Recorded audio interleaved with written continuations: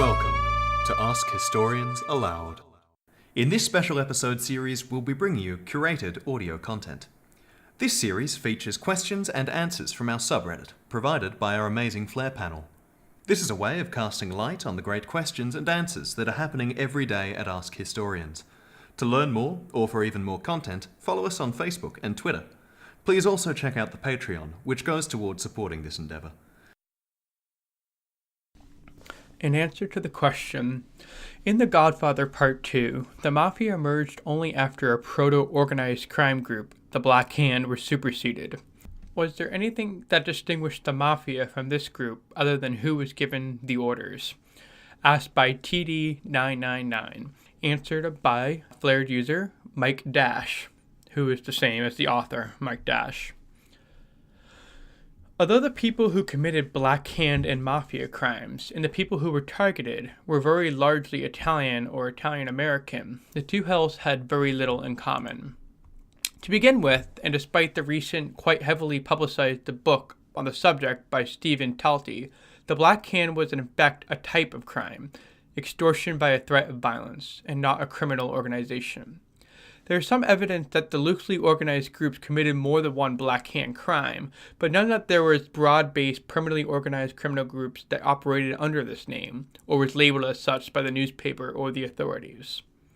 Conversely, and yet again, despite quite a few efforts, most prominently those of Joseph Albini, over the years suggest that it was also more than a label, inappropriate applied. There is considerable evidence that Mafia was indeed a criminal organization with specific leaders, membership requirements, and even membership rituals. It can also be helpful to look at dates. Mafia groups can be shown to have existed in Sicily from around the 1840s, and they were a significant feature of life on the islands from 1860s at the very least. Their activities in these early years focused on cattle rustling and extortion, the latter being focused on threatening the citrus groves that were one of the most profitable parts of Sicily's agrarian economy. From a U.S. perspective, however, and while individual mafiosi were active in the U.S. in the 1850s, and mafia quote-unquote families existed there from 1880 in New Orleans and circa 1900 in New York, the identification and labeling of Black Hand crime and the extensive newspaper coverage that resulted, which reached a peak when the famous opera singer Enrico Caruso was revealed to have made a hefty payment to Black Hand extortionists, was focused in the first decade of the last century, and therefore antedated most but not all of mafia activity in the United States. We can sum up by saying that some Black Hand crime probably was Mafia-related, but that the quote-unquote Black Hand was in no sense a rival or precursor organization to the Mafia. And a final key point to bear in mind was that the Black Hand-style extortion was very much a quote-unquote first-generation type of organized crime. While it certainly was possible in some cases to go back and extort a victim for a second time, it was much more of a slash-and-burn type of crime, in which significant effort had to be made to achieve a single, albeit sometimes lucrative payoff, and which typically ruined the business that had been targeted. Later generations of organized criminals, including famously the main Mafia families, preferred what was known as dipping the beak technique of extortion, taking much smaller sums regularly from a business that was thereby enabled to continue to operate indefinitely. I covered all this and more in a book I wrote on the origins of the Mafia in the United States. The relevant passage reads like this. Quote, "It did not take long for the Italian crooks to demonstrate in several American cities just how lucrative organized crime could be. Extortion rings, which had been commonplace in Sicily and sprang up in the Italian quarter of New Orleans as early as the 1850s, appeared in New York during the last years of the 19th century, and in Chicago, home to another large and growing Italian community, after 1901. The methods adopted by the men responsible were very similar.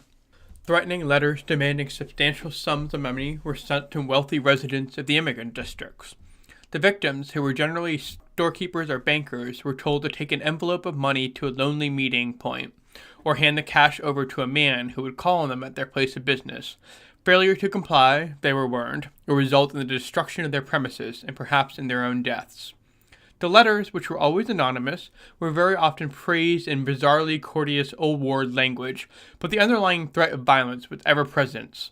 Quote, "I beg you warmly," said one such missive, "to put them, the money, on your door within 4 days, But if not, I swear this week's time, not even the dust of your family will exist. Another, even blunter letter warned, quote, "You got some cash. I need 1,000. You place the $100 bills in an envelope and place it under a board in the northeast corner of 69th Street at 11 o'clock tonight. If you place the money there, you will live. If you don't, you die. If you report to this police, I will kill you when I get out. They may save your money, but they won't save your life." End quote. Sinister communications of this sort, received unexpectedly by victims who knew all about the impotence that the police, usually had the desired effect. Most of the extortionist targets were terrified, and unknown hundreds handed over sums that they could barely afford. Not everyone complied, of course, but the brave and the stubborn few who ignored the letters could expect to get a visit from the gang.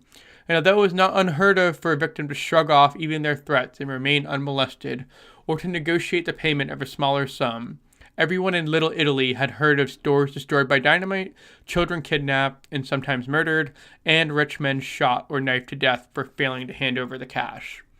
Bombs were the favorite tool of the extortionists. They were anonymous, created a terrifying effect, and were easily assembled. So many Italians were employed in the construction trade that it was a simple matter to steal the dynamite. They could even be used outside the streets of Little Italy. A New Jersey justice of the peace who convicted several members of one gang was literally blown to pieces by the parcel bomb delivered to his office. Even in high-profile cases of this sort, however, arrests were few and far in between, and it was widely known that many of the most famous and influential Italians in the city had caved into the extortionist demand. The best known of these victims was the opera star Enrico Caruso, who met one demand for $2,000.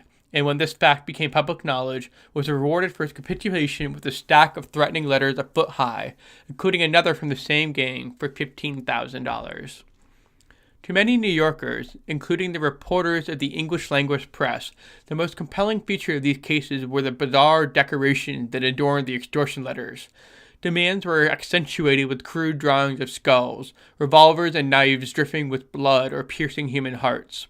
Many also featured pictures of hands and thick, black ink, held up in the universal gesture of warning. It was this last feature that inspired a journalist writing for the New York Herald to refer to the communications as Black Hand letters, a name that stuck, and indeed soon became synonymous with crime in Little Italy. From there, it was but a short step to the idea of the Black Hand, as a distinct organization with its own leaders, and hundreds, if not thousands, of members scattered throughout the country. The notion of a powerful, professional criminal conspiracy did seem to answer many questions, not least explaining why the authorities found it so difficult to make arrests. The police, led by the New York Italian-American detective Joseph Petronosio, did what they could to ridicule the idea, but without success. Conviction that a Black Hand society actually existed soon took root. By 1905, the San Francisco Call was reporting that the organization had 30,000 members and chapters in a dozen cities across the United States. In 1907, Black Handers were blamed for as many as 300 killings in Manhattan alone, and the number of their outrages was said to be increasing at the rate of 4 a day. From the perspective of most ordinary New Yorkers, the Black Hand was at once a thrilling source of entertainment and a symbol of just how desperately uncivilized Italian immigrants could be. For the men and women of the Sicilian quarter, who lived with the threats of the extortionists every day, it was a reminder of how little had really changed since they crossed the ocean to be preyed upon in the United States they had seen at home. For Giuseppe Morello, leader of the first Mafia family established in New York in 1900, though, the success of Little Italy's extortionists was, if anything, an inspiration. For if unorganized amateurs lacking in skills and experience could make a success of such illegal enterprises, what opportunity must there be for real criminals, men who would not scruple at raining far greater destruction down upon their enemies and victims? How much money was waiting to be made by the ruthless? What, in short, were the prospects for an American mafia?